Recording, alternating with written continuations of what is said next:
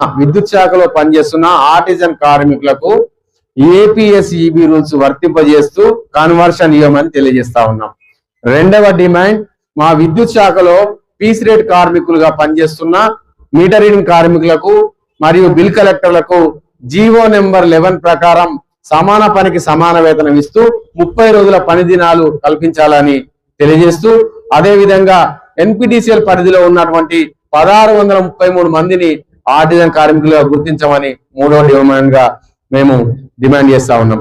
అదే విధంగా 2026కు సంబంధించిన పే రీజన్ కమిటీని వేయాలని మీ ద్వారా ఈ ప్రభుత్వాన్ని విజ్ఞప్తి చేస్తా ఉన్నాం. మేము విద్యుత్ శాఖ ఉద్యోగులుగా ఈ ప్రజా ప్రభుత్వం వస్తే మాకు సంబంధించిన సమస్యలన్నీ వెంటనే తీరుతాయని మేము ఎంతో ఆశపడడం జరిగింది.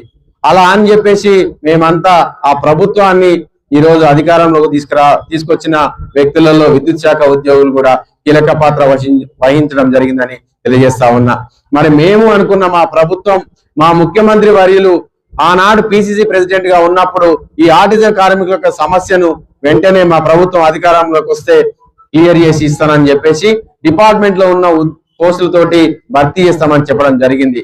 ఇదే ఇప్పుడు ఈ రోజున్న విద్యుత్ శాఖ మంత్రులు, ఉప ముఖ్యమంత్రి వర్యులు భట్టి విక్రమార్క సార్ కూడా ఆనాడు మా అందరికి స్పష్టమైన హామీ ఇచ్చి, విద్యుత్ కాంట్రాక్ట్ కార్మికులుగా ఉన్న మిమ్మల్ని ఆర్టిజన్లుగా విలీనం చేసిరు కదా, మీకు సరైన రూల్స్ రాలేదు కదా, మా ప్రభుత్వం వచ్చిన తర్వాత డిపార్ట్మెంట్ లో ఉన్న అడ్జస్టింగ్ రూల్స్ తోటి మీకు తప్పకుండా న్యాయం చేస్తామని అనేక దఫాలుగా పాదయాత్ర కార్యక్రమంలో కూడా వారు మాకు స్పష్టమైన హామీ ఇవ్వడం జరిగింది.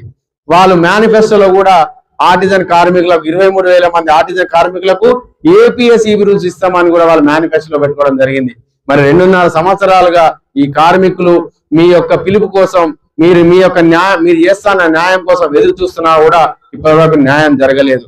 ఇవాళ ఒకటే విద్యుత్ కార్మికులుగా ఇవాళ విద్యుత్ సంస్థలో నడుస్తుంది అంటే మా కార్మికులు ఎంతో మంది శ్రమ కోర్చి 24 గంటల విద్యుత్కి మేమే కష్టపడి విద్యుత్ని సరఫరా చేయడం జరుగుతుంది. ఇవాళ రైతులకు కానీ, ఇండస్ట్రియల్ కానీ, హైదరాబాద్ ఇంత డెవలప్ అవుతున్న హైదరాబాద్ కి ఎక్కడ ఇండస్ట్రీ వచ్చినా కూడా మొన్న పెట్టిన గ్లోబల్ సమ్మిట్ లో కూడా మా విద్యుత్ శాఖనే కీలకమని మీరే ముఖ్యమంత్రిగా స్వయంగా చెప్పడం జరిగింది. మరి విద్యుత్ శాఖలో పనిచేస్తున్న మేము ఎందుకు కనబడడం లేదు మీకు? విద్యుత్ శాఖ ఆర్టిజన్ కార్మికులు ఏం పాపం చేసిరు? దయచేసి మీరు ఒకసారి ఆలోచన చేయండి. ఎందుకంటే మాకు ఈ ప్రభుత్వం, ముఖ్యమంత్రి గారి మీద మాకు నమ్మకం ఉన్నది. ఇప్పటికైనా మా సంఘాలతోటి ఈరోజు చర్చ చేసి మా యొక్క న్యాయమైన డిమాండ్లను ఈరోజు క్లియర్ చేస్తారని మీ ద్వారా తెలియజేస్తా ఉన్నాను.